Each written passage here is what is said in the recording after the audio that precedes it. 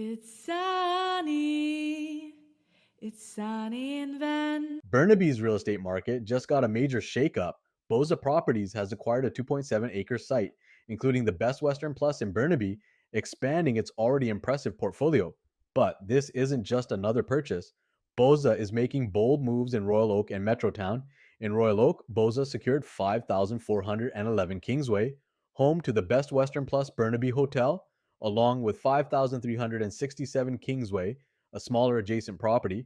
Valued at over $34 million, the hotel will undergo a major renovation set for completion by summer 2025, while long-term redevelopment plans align with Burnaby's Royal Oak community plan. Meanwhile, in Metrotown, Bosa is developing a 40-story rental tower at 5,978 Wilson Avenue, replacing an older 38-unit rental building.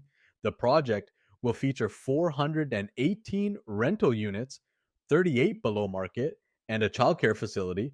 This site was previously tied up in legal battles over a $6 million foreign buyer's tax, but Bosa has since secured a joint venture to develop it. These acquisitions show strong confidence in Burnaby's future, from revitalizing hotels to expanding rental supply.